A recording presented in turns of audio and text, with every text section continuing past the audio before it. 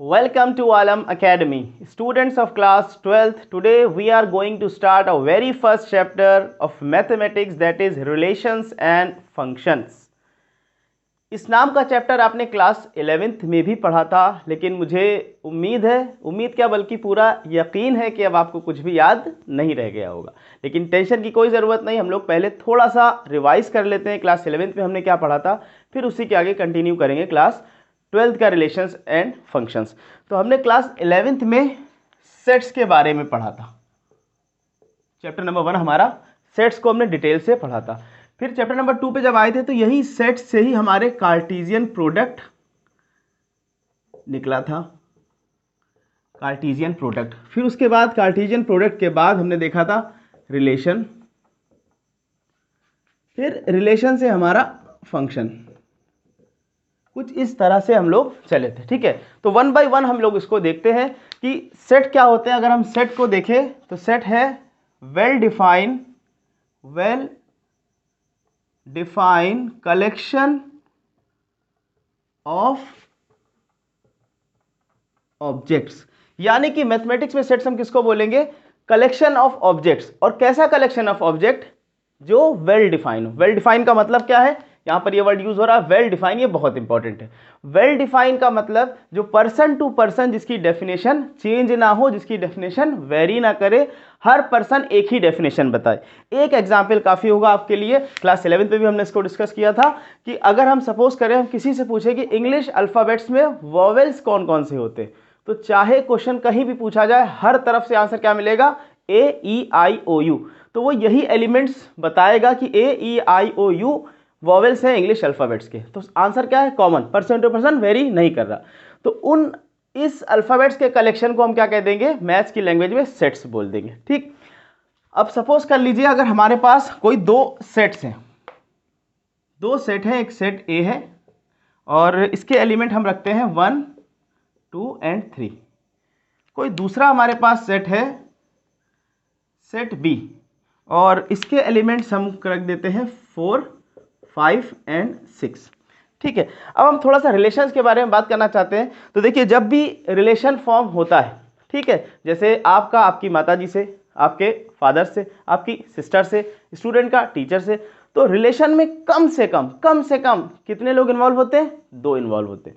तो मैथ्स में भी जब रिलेशन फॉर्म होगा, किसके बीच में होगा, सेट्स के बीच में होगा। तो कम से कम हमें कितने सेट्स चाहिए होंगे, 2 सेट्स चाहिए होंगे। तो यही 2 सेट हमने ले लिए, एक सेट ए है और एक सेट बी है। सेट ए के एलिमेंट्स है 1, 2, 3, सेट बी के एलिमेंट है 4, 5, 6। तो देखिए क्या क्या पॉसिबिलिटीज हो सकती है। 1 का रिलेशन 4 के साथ हो सकता है, ठीक है। अच्छा, इसको जो रिलेशन फॉर्म होता है इसको हम लोग ऑर्डर्ड पेयर में लिखते थे। तो हमने यहां पर लिखा कि भाई 1 की पॉसिबिलिटी है 4 के साथ, ओके, और 1 की पॉसिबिलिटी 5 के साथ भी एंड 1 की पॉसिबिलिटी 6 के साथ भी है। तो इसको एक जगह लिख लेते हैं, 1 की पॉसिबिलिटी 5 के साथ भी है एंड 1 की पॉसिबिलिटी 6 के साथ है। दूसरे एलिमेंट पर आते हैं, 2 की क्या क्या पॉसिबिलिटीज है रिलेशन फॉर्म करने की, ए से बी के। 2 से 4 का रिलेशन हो सकता है, 2 का 5 के साथ, 2 का 6 के साथ, 2 का 4 के साथ, 2 का 5 के साथ, 2 का 6 के साथ। इसी तरह से थर्ड एलिमेंट 3 का 4 के साथ, 3 का 5 के साथ एंड 3 का 6 के साथ। 3 का 4 के साथ पॉसिबिलिटी है, 3 का 5 के साथ एंड 3 का 6 के साथ। तो ये कुछ ऑर्डर्ड पेयर्स का हमें सेट मिल रहा है अगर हम इसको एक सेट के फॉर्म में रिप्रेजेंट कर दें। तो यहां पर हमें क्या देखने को मिल रहा है कि जितने भी पॉसिबल रिलेशन हो सकते हैं सेट ए के सेट बी के साथ, वो हमने सब एक जगह पर लिख दिए। इसी को हम लोग क्या बोलते थे, कार्टेशियन प्रोडक्ट बोलते थे। और इसको रिप्रेजेंट कैसे करते थे, अगर सेट ए का सेट बी के साथ जितने पॉसिबल रिलेशन होते हैं वो सब अगर हम लिखते हैं, that is called the Cartesian product of A, set A and set B. और इसको रिप्रेजेंट करते थे ए और ये क्रॉस बी से, ठीक। तो ये हमारे पास क्या आ गया, ये आ गया all the possible relation from set A to set B. तो कार्टेशियन प्रोडक्ट क्या होता है, all the possible relation from set A to set B, ठीक है। इसी चीज को हम लोग लिखते कैसे थे कि आर का रिलेशन, आर एक रिलेशन है from set A to B में जो कि फॉर्म हो रहा है, ठीक। अब आगे चलते हैं, कार्टेशियन प्रोडक्ट के बाद से हम लोग कुछ स्पेशल तरह के रिलेशन भी हम इसके बीच में बना सकते हैं। मतलब कि हमने कोई एक सपोज कर लिए रिलेशन लिखा और R1 उसका नाम दे देते हैं, ठीक है। और रिलेशन कैसा है उसको हम डिफाइन करने की कोशिश कर रहे हैं। पहली चीज़ कि वो एक ऑर्डर्ड पेयर में है, ठीक है। ऑर्डर्ड पेयर हमने एक एलिमेंट लिया x और y, और x और y हम ले कहाँ से रहे, for all x belongs to a, यानी कि जो फर्स्ट एलिमेंट फर्स्ट कंपोनेंट लेंगे ऑर्डर्ड पेयर का वो a सेट को बिलोंग करेगा, और एंड सेकेंड कंपोनेंट किससे बिलोंग करेगा, b से, ठीक है। हमने ये माना कि ये बिलोंग कर रहा है b सेट से, ठीक। अब एक रिलेशन x और y में क्या है वो हम यहां पर लिख देते हैं। सपोज हम कह रहे हैं कि x is less then y, x is less then y, ठीक है। तो ये हमारा किस फॉर्म में रिप्रेजेंटेशन हो गया, ये हमारा सेट बिल्डर फॉर्म में रिप्रेजेंटेशन हो गया, सेट बिल्डर फॉर्म।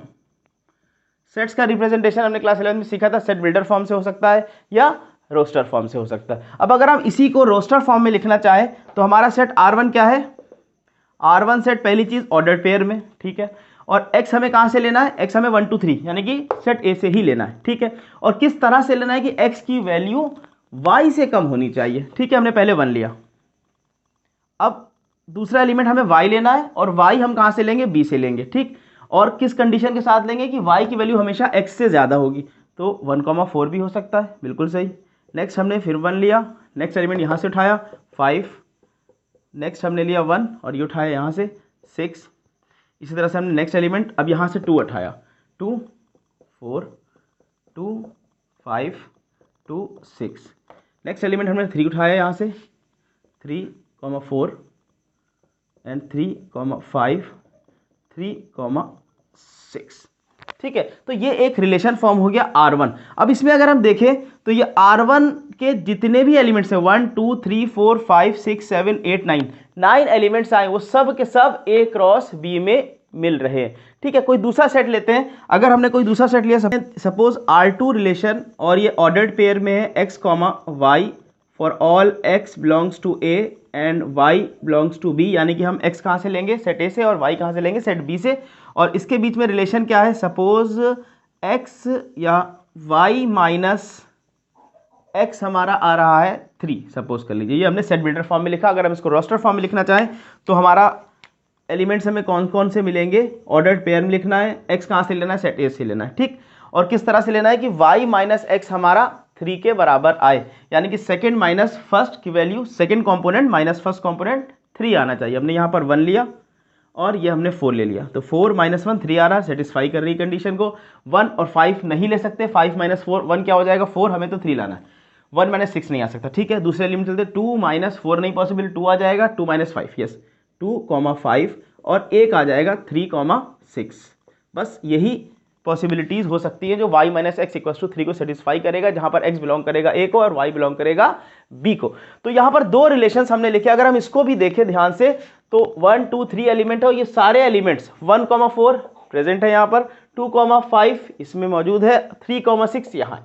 तो यहां से हम ये देख रहे हैं कि जो कार्टेशियन प्रोडक्ट है वो हमने लिखा ही ऐसा था कि ऑल द पॉसिबल रिलेशन, जितने भी रिलेशन बन सकते हैं a से b के साथ, वो सब के सब कार्टेशियन प्रोडक्ट में प्रेजेंट है। तो अब हम जितने भी रिलेशंस फॉर्म करेंगे वो सब के सब इस कार्टेशियन प्रोडक्ट के क्या होंगे, सबसेट्स होंगे, बिल्कुल सही।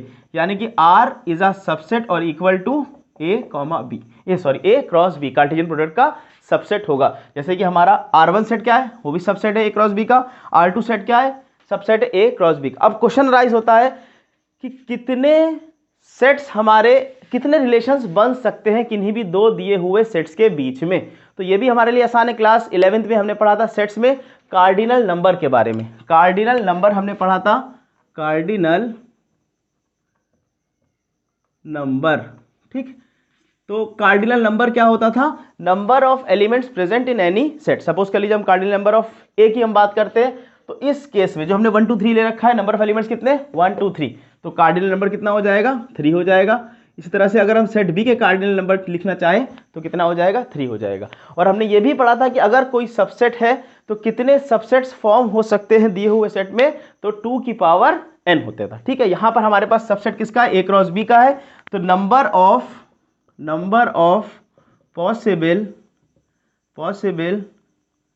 Relations from set a to b, from set a to b, क्या क्या पॉसिबिलिटी, 2 की power cardinal number of a into cardinal number of b।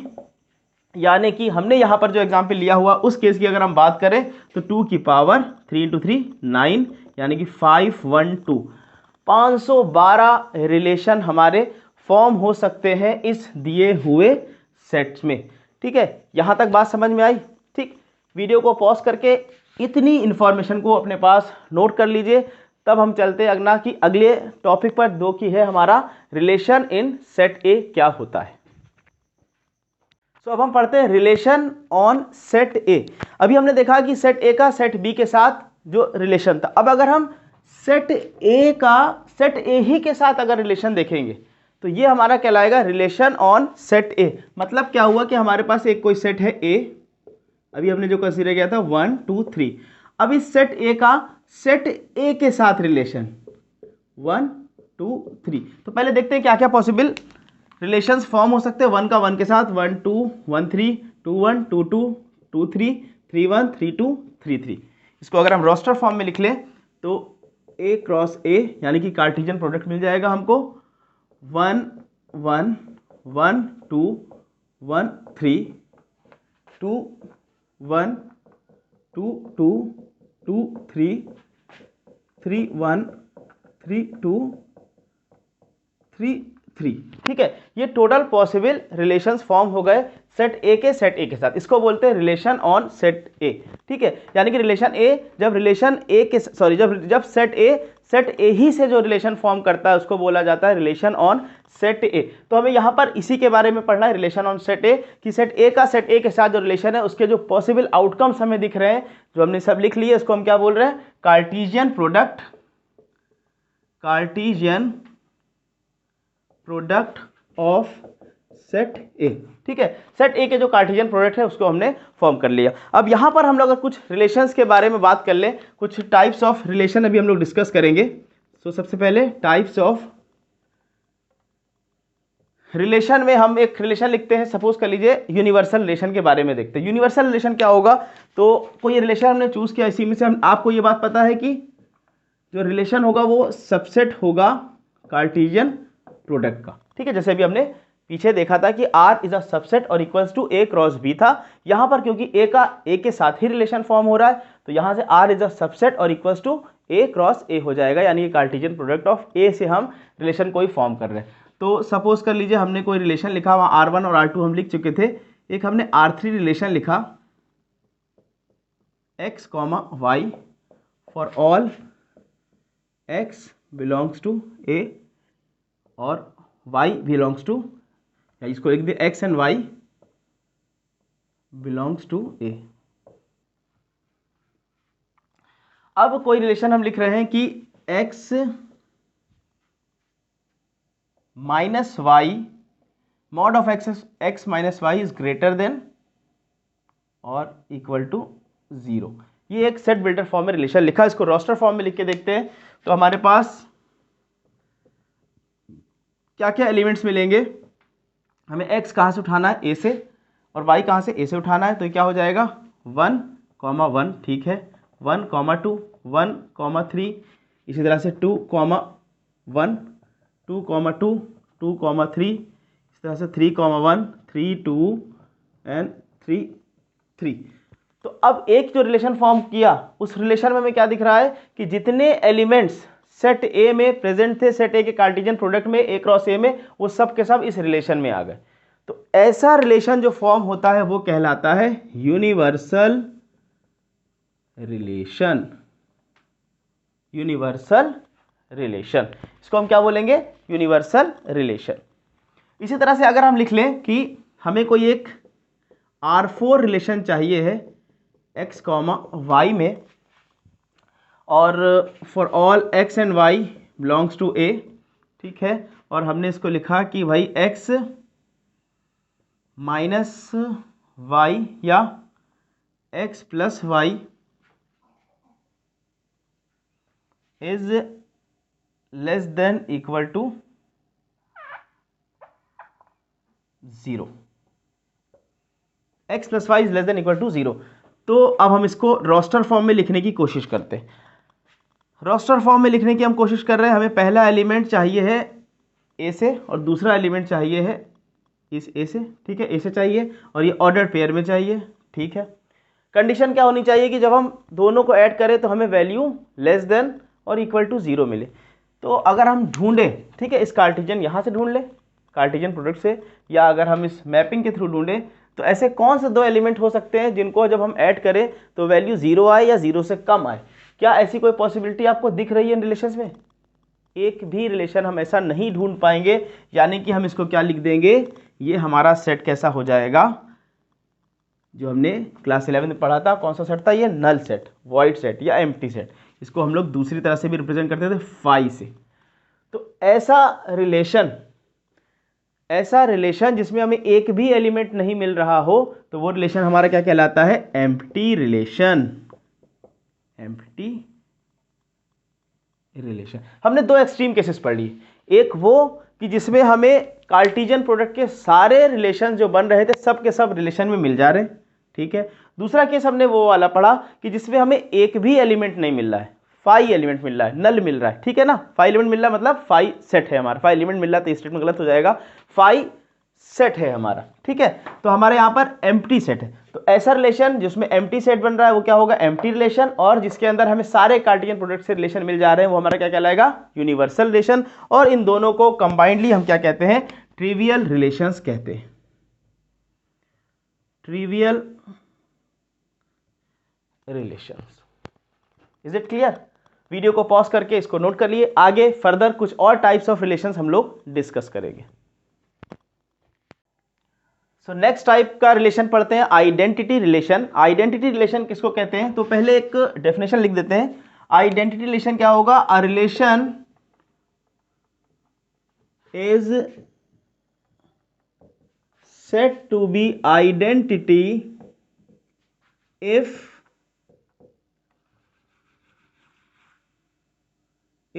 every element of set A, if every element of set A is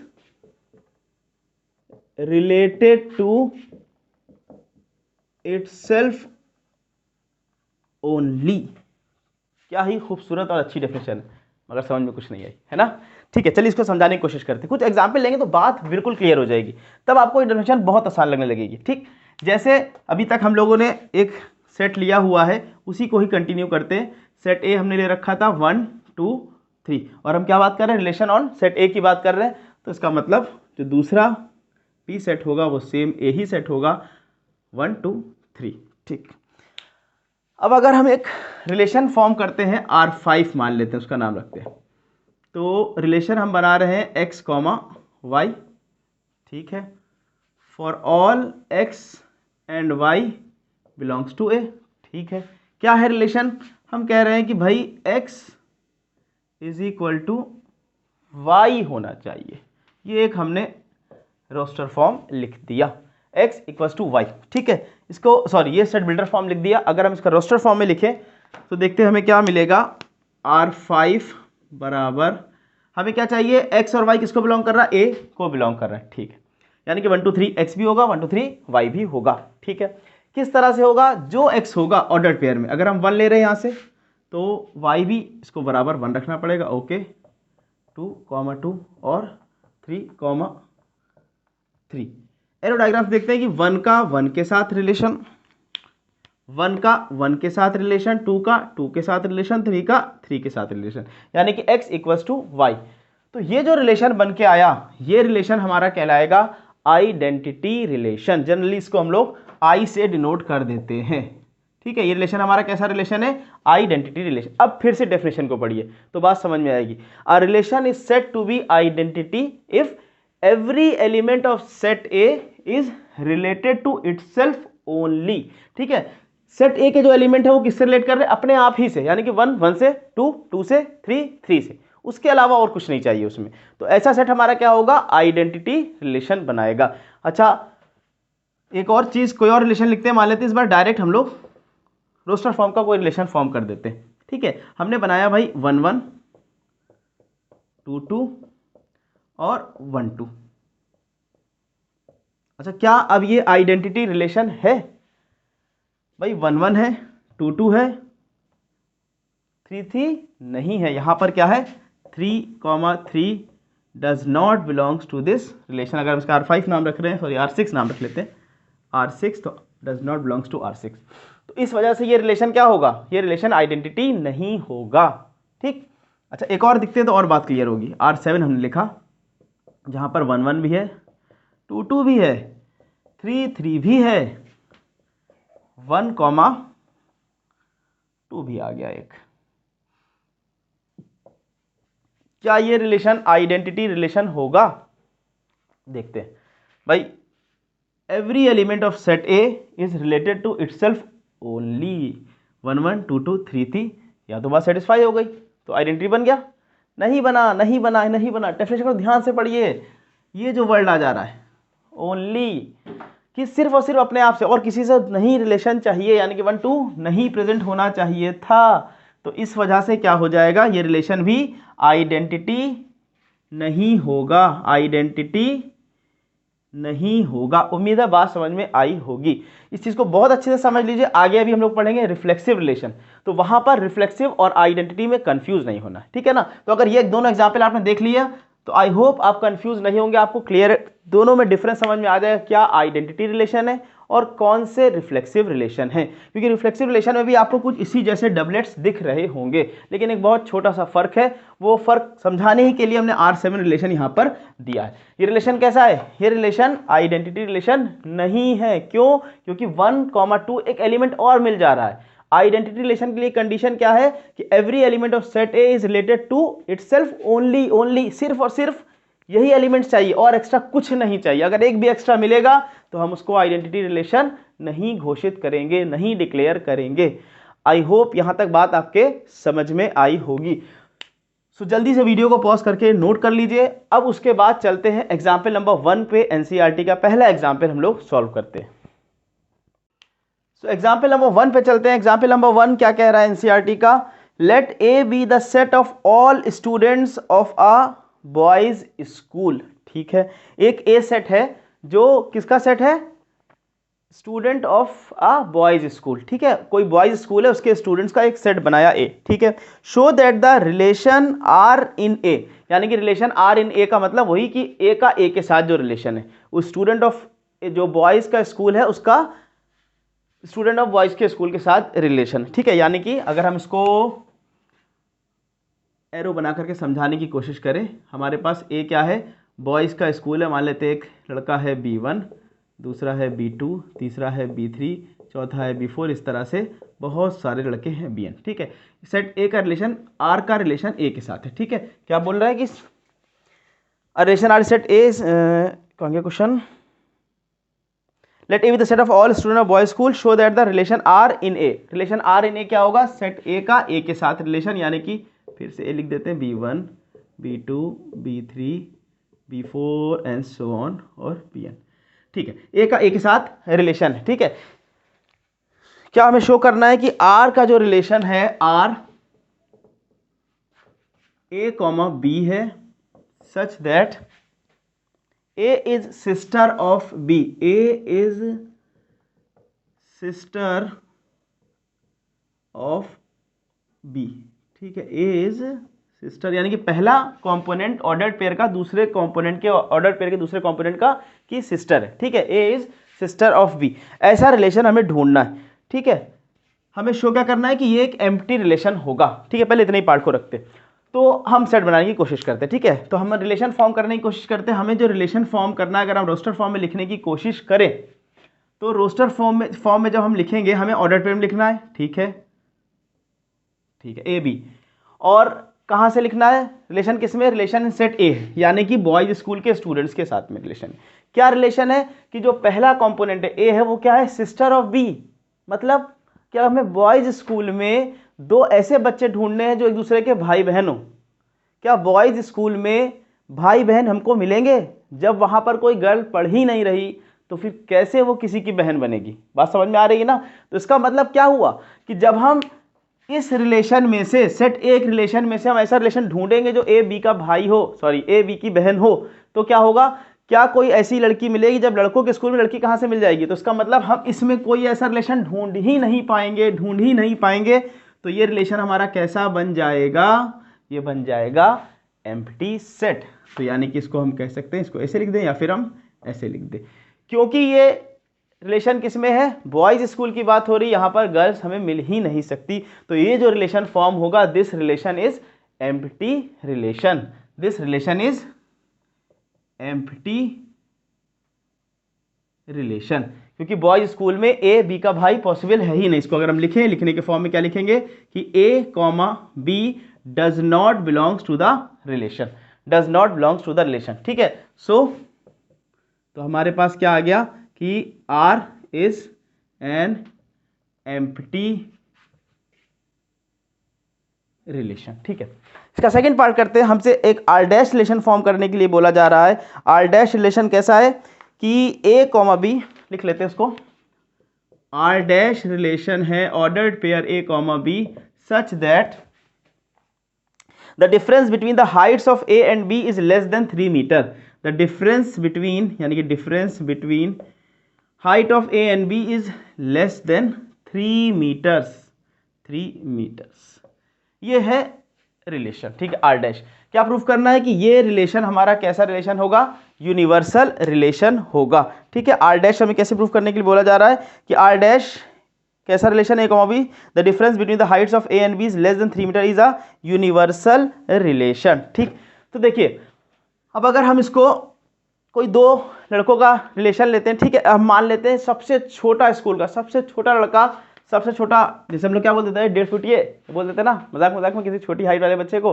तो हमने क्या कहा कि भाई मान लेते हैं 1.5 फुट का एक बच्चा है। ठीक, वैसे तो जल्दी 1.5 फुट का सर्कस के अलावा कहीं नहीं मिलेगा। ठीक है, हमने लेकिन मान लिया कि मिल गया इस स्कूल में। तो एक 1.5 फीट का बच्चा है, B1 है, मान लेते हैं 1.5 फीट का, और ये सबसे छोटा बच्चा है। और एक सबसे जो टॉलेस्ट है स्कूल का, वो बहुत मान लेते हैं कितना रख ले, 8 फीट रख लेते हैं। ठीक, तो इन दोनों का जो डिफरेंस आएगा 8 माइनस 1.5 कितना आएगा, और 6.5 फीट आएगा, जो कि लेस देन होगा 3 मीटर।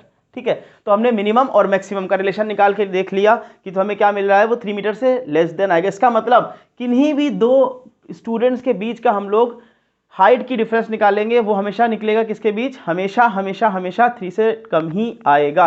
यानी कि वो सारे के सारे रिलेशन B1 का B2 से साथ देखेंगे, B1 B2 B1 B3 B4 and so on, सबका रिलेशन एक दूसरे साथ देखने पर डिफरेंस हमेशा हमें 3 से कम मिलेगा। यानी कि हमें जो जितने भी एलिमेंट्स मिलेंगे सब के सब A cross A Cartesian product के एलिमेंट ही मिल जाएंगे। तो इसका मतलब ये दिया हुआ रिलेशन हमारा कैसा हो जाएगा, यूनिवर्सल रिलेशन होगा। बात समझ में आई कि ये रिलेशन कैसा बनेगा? भाई ये रिलेशन तो यूनिवर्सल होगा ही होगा। ठीक है, ये एग्जांपल नंबर 1 हमारा कंप्लीट होता है। अब जो आगे के एग्जांपल्स है उसमें हमारे बहुत बहुत बहुत इंपॉर्टेंट चीज मिलने वाली है, यानी कि reflexive relation, symmetric relation and transitive relation, जिस पर बेस आपके क्वेश्चंस मिलेंगे आपके बोर्ड एग्जाम में।